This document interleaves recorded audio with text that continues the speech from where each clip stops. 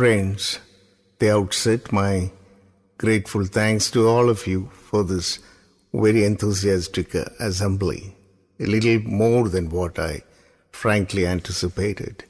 I thought for a sheer voice program, the general reaction or acceptability is very soft and nothing very enthusiastic among the crowd, and particularly the youngsters of your nature. Well, I have been directed to give you a brief on a very fascinating subject titled Personal Magnetism. Magnetism is something which is known to everybody. What we are attempting to do is how to convert your personality into a very magnetic one. There are innumerable methods by which change of personalities, your aura, your appearance, your image which that you're making before the others can all be influenced, starting with makeup, starting with different kinds of surgeries, all these and different kinds of dressing habits and the arrangements of the lights and the like, everything can be altered and you can project the personality to the needed limit or what you are actually looking forward to or you are wanting to. What we are trying to do today is a little beyond that. We will segment this into two different areas. Segment number one is what we consider are the physical aspects of the personality as seen by the others and also as comprehended by the self. We are going a little beyond that and we will try to find out what makes an individual very attractive. It is not necessary all the time that it is the painting or the kind of makeup that is required to improve one's appearance. There are innumerable other factors. It is true, painting contributes, painting helps, and it is believed, rightly so, that when you have different cars in different shapes, when the car is beautifully painted, invariably they look attractive. So whatever be the nature of your features, whatever be the shape of your features, on most of the occasions you find that if the complexion is good and if it is reasonably well painted, they become magnetic to some extent. What we are attempting to do is that we base our approach on the philosophy that essentially everybody appreciates, everybody is fond of, everybody likes someone who has a happy frame of mind. Someone who, when he comes within your orbit, spreads happiness, spreads a degree of comfort, spreads a degree of reliability and acceptability. That is what we are attempting to achieve by a group of interesting exercises to make sure that we really understand what this exercise is all about. We are going further to understand, as we've said, that happy people are always acceptable to the others. It's good. The man who jokes most is always welcome in any company. It is true because he spreads happiness. So in a similar fashion, there is a method by which you can become a very happy person most of the time. How do you achieve this? This can be achieved by understanding how you are becoming happy and what is the methodology by which you can remain happy and what are the steps that you can take by which your total personality projection becomes far more attractive and impressive. For that, very importantly, what we need to realize is or accept is the biology of happiness. Some of the interesting findings of the psychiatrist in recent times and the neurologist who have contributed to it is very, very fascinating. We are all controlled by our minds. In majority of the occasions, it is our mind which decides which direction you have to go, what you have to do, whether you got to feel happy, unhappy, miserable, angry, etc. But we are trying to find out if there is a method by which we can control the mind. In other words, instead of the mind controlling you, you learn the art and the science of controlling your mind and your thought processes. How do we achieve this? First, we have to understand how does these thoughts create intimate biological reactions within the system. Perhaps all of you have read and all of you have understood, you have heard many times the third eye of a human being. Our religious book talk of the third eye and how powerful the third eye is in a human being. The latest thinking is that the third eye is actually a gland called pineal gland inside the center of the brain. Until 12 years ago, it was believed that this pineal gland, which is present in the brain, in the middle of the part of the brain, has no function whatsoever. It is not a significant organ at all. And the size of the organ is approximately, the pineal gland is approximately the size of a small rice pebble. And what does it do? Very fascinating. People believe today, science has established that this is the seat of your soul. So in other words, your soul, your thought processes emanating, most importantly, your conscience is the pineal gland. And how does the pineal gland play around with all this? Pineal gland is an organ within the system which is responsible for producing various hormones. When we talk of hormones, we all converse with this expression of hormones.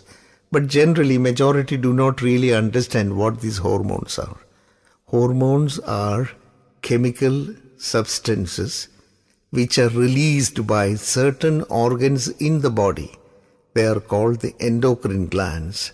And these glands, when they produce a hormone, they circulate into the body through the bloodstream, reaches certain select sites or noted sites where it will have a particular kind of reaction. Let's quote a few examples. First, insulin, it's a hormone. It is secreted by the pancreas, known to everybody. And when the insulin reaches in the hepatic region, it converts starch into glucose. So the digestion of starch and conversion into glucose is requires the support of insulin, which comes from the pancreas. In a similar way, there are male hormones which produces effects on the male system, the growth of the hair on the face, change of the sound, their masculinity in their appearance, and loss of hair in the frontal region. All these are contributing factors. And making the man more aggressive is the male hormone. It is produced only at two sites. One is in the testes and the other is in the adrenals, that is over the kidney. Now in a similar way, very importantly, our pineal gland produces a hormone called serotonin. What does serotonin do? Serotonin produces a degree of happiness within the human being.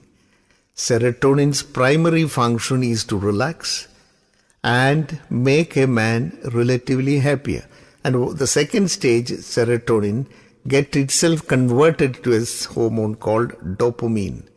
And the dopamine also relaxes all the nerve endings in the body. And the third function which it has, it also gets converted into a product called melatonin. And when melatonin comes, it relaxes the human body completely and permits the human body to become very, very happy, and ensures that if it's a tired system, they get quality sleep. That is why in many airlines, when they have longer flights and the aircraft, the passengers have difficulty getting the sleep, they are given melatonin, either injection or orally, and they find the results are good. So here what we have to acknowledge and recognize is the reality that the happy hormones are serotonin, dopamine, and more importantly, melatonin. So whenever you get a happy news, these levels of the hormones go up in the body.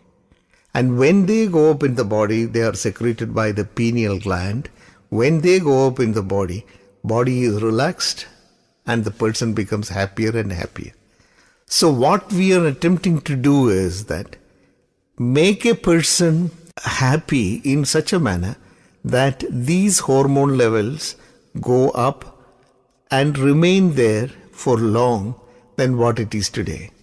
So to achieve that, there are different methods that can be sort of practiced.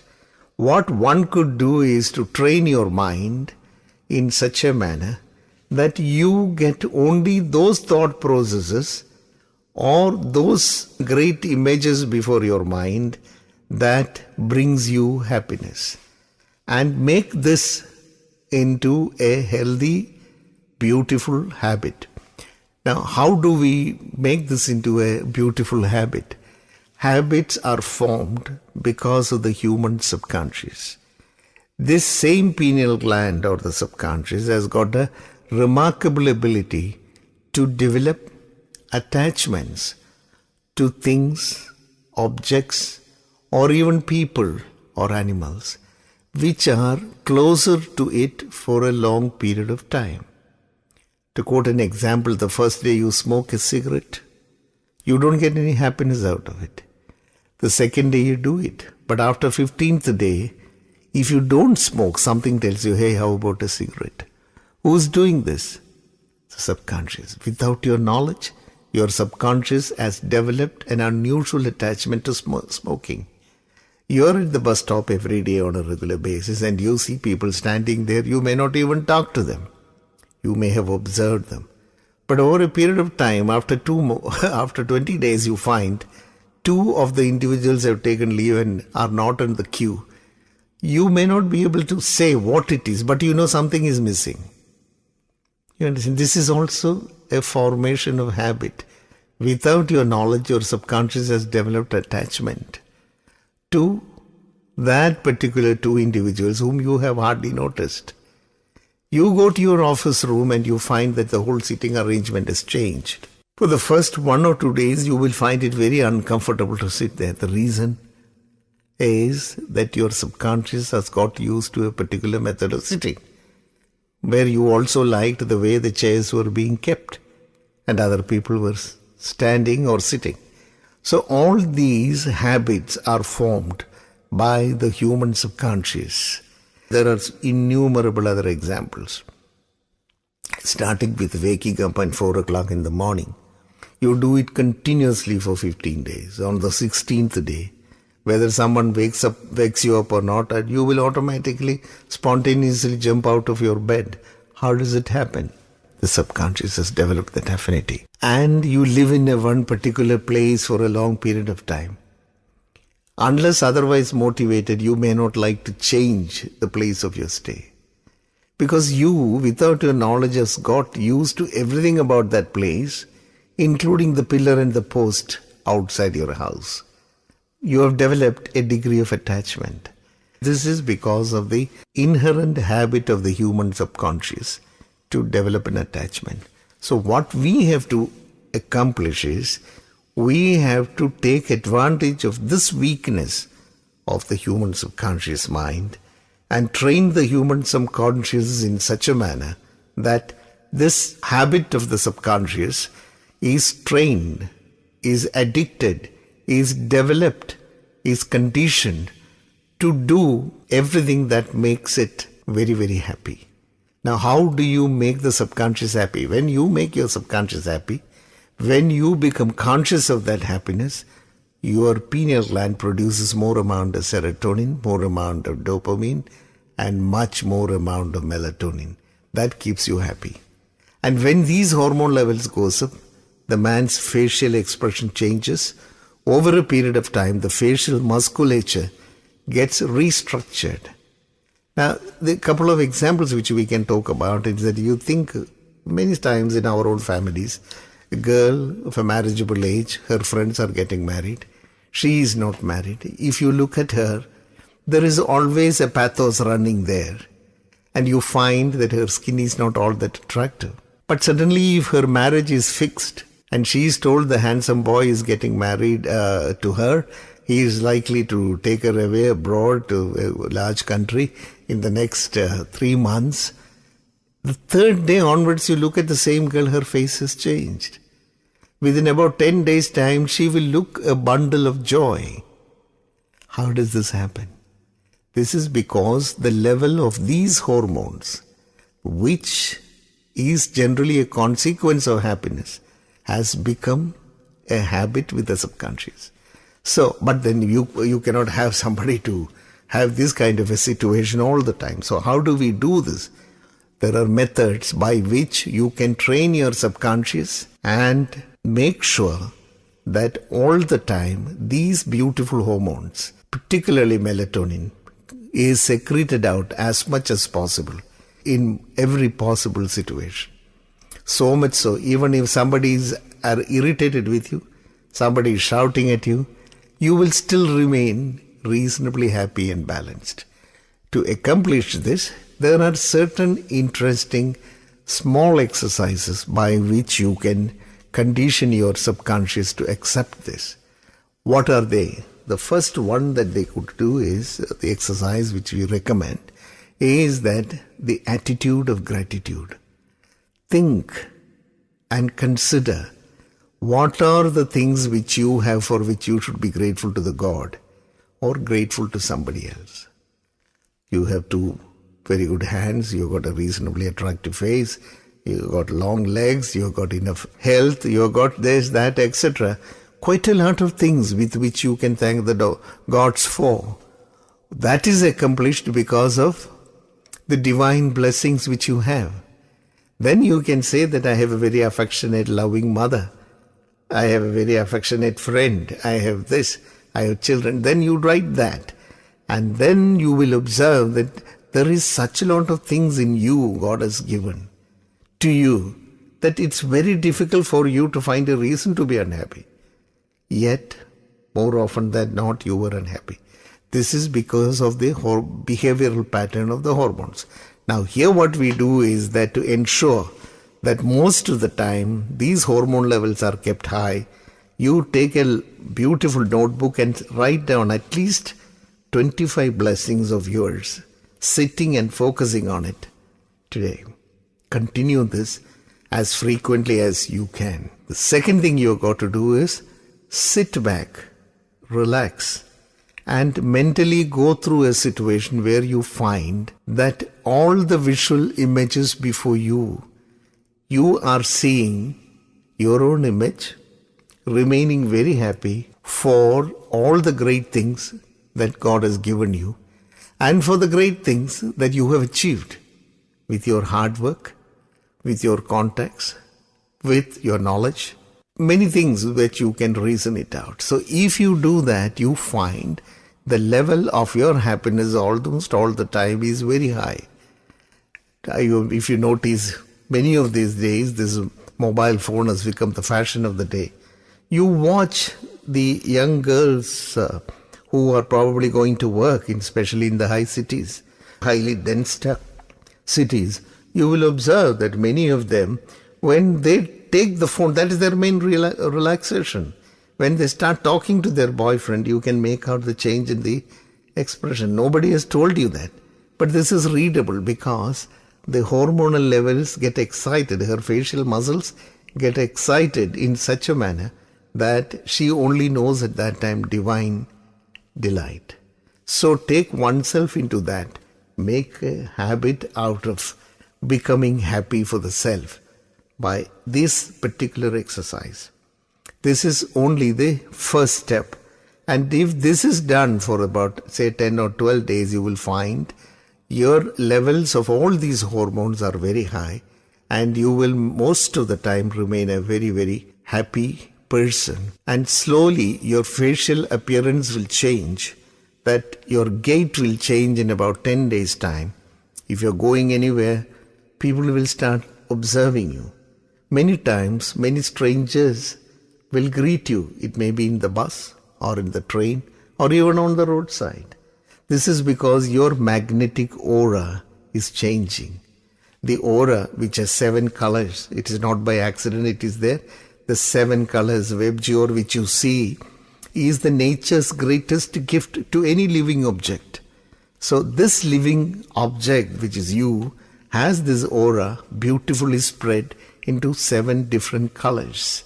These starts expanding and they become more and more powerful.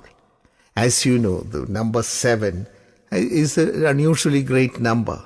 If you look at the head, there are 7 holes which we have in the head, or 7 orifices which we have in the head. 1, 2 you have on the nose, 2 holes, 2 in the eyes, the mouth, and 2 in the ears. So this becomes 7. That's how you have 7 points on the face, and the other 2 are probably only other excretory organs like the anus as well as the penis in the case of the man. Now here, other than that, there are no other orifices in a human being. And why this is important? Because these are the 7 allegiance that the human being is built up into. And I will take this and how to expand this color, etc., on another possible occasion, because it requires considerable amount of understanding. So for the time being, all that we are trying to achieve is try to make oneself happy. Unhappiness should not have any place in your mind, in your thought. So write out this every day. Do a 5-minute meditation as a regular rule before you go to sleep. While you lie down or when you sit down for 5 minutes, you just imagine yourself. Visualize yourself, how your tomorrow is going to be, what you want you to achieve, your image to achieve for the meetings tomorrow, for your acting tomorrow, for your dances tomorrow, for your interactions with other people tomorrow. See yourself there for 5 minutes. Think that you are taking a film on you, and that film you just run through for 5 minutes, and that will make you emotionally very happy that you are accomplishing this tomorrow. And you go to sleep. Spontaneously, your melatonin levels rise up and gives you a fantastic quality sleep. If you have the strength, do it again in the morning for 5 minutes, and then you jump out of the bed, do your exercises, write out those 25 blessings which you consider you have, which you are convinced God has given you and your relatives have given you, and see how best you can make use of these and get it completely embedded into your system, into your subconscious. And subconscious should become so dependent on these thoughts that it is almost like taking cigarettes every day, or almost like doing something which has become an addiction. So if you are able to take the mind to this level, you will find your total aura will change, your appearance will change, and over a period of about 10 to 15 days, most people will start commenting, what is happening? You are a different person these days. You have such a lot of humor, and you may not have even talked to somebody, but they will say, such a lot of humor. You are making everybody happy. Yes. Without your knowledge, you are spreading this sense of happiness through many areas of communication, including your pineal gland to the other person's pineal gland. So that relation between your Atma and the other Atma, your divine soul to the other divine soul, will get established much faster. Please experiment this for a short period of time. And then we will go to the second and the third challenging exercises, which will be the greatest blessings one can have on a different session. Then we will learn how we can make use of your self-image psychology to accomplish what you want in your life, what you want to achieve in your class, what you want to achieve in your job, how you can accomplish your promotion. That is one important exercise we will do. We'll also learn how to treat many of the inherent diseases which probably you have, or how you can improve your health on a day-to-day basis. This will go for this next session. Thanks very much for participation.